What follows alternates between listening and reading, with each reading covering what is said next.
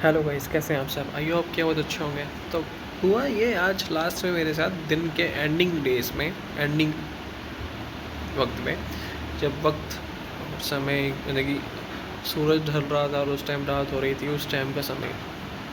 तो एक छोटा सा टी स्टॉल है, तो नॉर्मल सा बिजनेस है बंदे का। ही इज़ वेरी हार्ड, मतलब बहुत अच्छा दिल का इंसान है। तो स्ट्रगल काफ़ी कर रहा है अपनी लाइफ में, मतलब ज़रूरत से ज़्यादा स्ट्रगल होता है ना किसी की लाइफ में। तो मैंने आज महसूस की वो चीज़।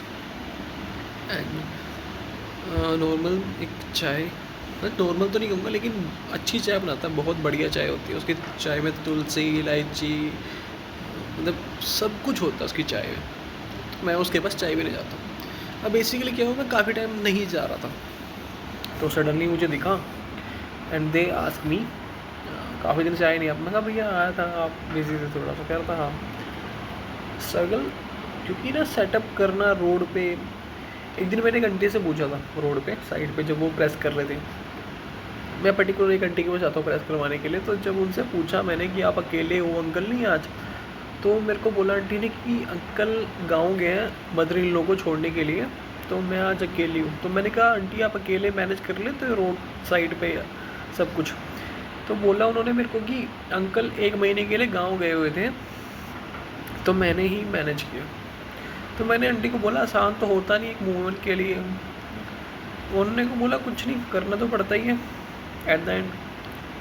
तो ये सुन के मुझे लगा यार, सबकी लाइफ एक जैसी नहीं होती। एंड कुछ की लाइफ में बहुत चिल होता है एक टाइम पे, कुछ की लाइफ में स्ट्रगल होता है एक सेम एज में। दोनों की लाइफ अलग अलग होती है, लेकिन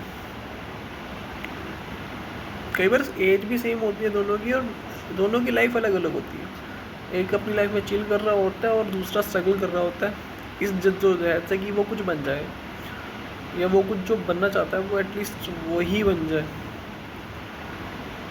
मेरा सिर्फ ना ये सब चीज़ें बोलने का इसलिए मन करता है क्योंकि जब मेरे को कोई नहीं मिलता ना, तो ये मेरा सबसे बेस्ट दोस्त है इस टाइम पे। इस टाइम पे ना मैं किसी को मैसेज करता हूँ ना कॉल। अगर किसी का आता है तो मैं कॉल करता हूँ, otherwise I can not call to anyone.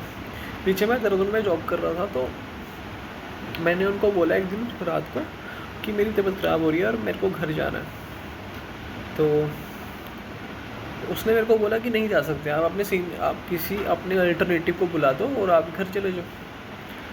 तो मैंने अपने कोऑर्डिनेटर को फ़ोन किया, सर ऐसे ऐसे तबीयत से ख़राब हो रही है और मेरे को घर जाना है। तो आप पैसा कमाते हो शरीर के लिए, शरीर फिट होगा तो ही काम करोगे ना। एंड वो ठीक नहीं था उस टाइम पे, तो मुझे लगा मेरे को घर जाना चाहिए। तो मैंने उसको फ़ोन किया, उसने मेरे को बोला देखता हूँ अब किसको फ़ोन करूँ, कौन आएगा यहाँ पे इतनी रात को। कुछ 8:30 हो रहे थे। एंड उसने दोबारा मेरे को कोई फ़ोन नहीं किया। मेरी ड्यूटी ख़त्म हुई एंड मैं घर गया। मैंने रात को सोच लिया था कि मैं नेक्स्ट डे नहीं आऊँगा, आऊँगा ही नहीं अब यहाँ पे, चाहे मुझे पैसे मिले या ना मिले। तो मैं उसको उसकी यूनिफॉर्म दे के फ़ोन करके कि सर मैं तो नहीं आ रहा। वो कह रहा आज नहीं आएगा या कब, आज से नहीं आ रहा? मैं कहा सर मैं तो नहीं आ रहा। वर्दी दे के बात करा के मैं तो अपना आ गया। यार चलो ठीक है, मैं आपसे सिर्फ इतनी रिक्वेस्ट कर रहा हूँ कि सर मेरे को सर थोड़ी देर के लिए घर जाने दो। एंड वो 8:30 से लेके कुछ 11 बजे का टाइम था। आप लगा लो 3.5 घंटे होते हैं, तो 3.5 घंटे में क्या हो जाता? कुछ क्राउड नहीं था उस टाइम पे, एंड बहुत फ्यू कस्टमर थे उस टाइम पे शॉप पे। तो मैंने सिर्फ इतनी रिक्वेस्ट करी थी, लेकिन ही कैन नॉट एक्सपेक्ट, मतलब कोऑर्डिनेटर ने कोई रिस्पॉन्ड ही नहीं किया। उसने मेरे को बोला था कि जब तो कोई दिक्कत हो ना मेरे को फ़ोन कर लियो। दिक्कत हुई, फ़ोन किया, बंदे कोई रिस्पॉन्स नहीं था। और आज भी मेरे को फ़ोन कर रहा है, मैंने उठाया ही नहीं है। क्या करूँ उठा के? तेरी जब ज़रूरत थी मुझे, कि मुझे लगता था कि यार कि मैं इस शहर में अनजान हूँ, मैं किसी को जानता नहीं हूँ। इग्निस भाई ने बोला कि तुझे, उसने ना हेड मसाज कराई मैंने, तो हेड मसाज मैंने एक कैप्सूल से करवा ली। तो जब उस कैप्सूल से मैंने मसाज करवाई, नहाने का तो कोई जुगाड़ नहीं था मेरे पास, क्योंकि जहाँ मैं रहता था वहाँ तो नहाने का कुछ था ही नहीं, कि वहाँ जॉब नहीं करता। और जहाँ मैं, मेरे पास घर था ही नहीं, तो नहाऊंगा कहाँ पे? तो उसने मेरे को बोला रात शाम को घर जाके नहा लेना आप। तो जैसे उसने बोला एंड शाम को मेरे को घर मिल गया रहने के लिए। शाम तक मेरे पास घर था रहने के लिए। तो अब मेरे पक्का नहीं है रहने के लिए, और पक्के का जुगाड़ कैसे करूँ? तो आंटी ने बोला आप साथ वाले में सो जाना, देखा जाएगा। तो जितने दिन मेरे पास पक्का नहीं था, मैं साथ वाले घर में सो गया। एक कमरे में मेरा सामान पड़ा था, एक कमरे में सो रहा था। तो फाइनली मेरे पास घर था रहने के लिए, एक ऐसी छत थी रहने के लिए जहाँ पे मैं आकर सो सकता था।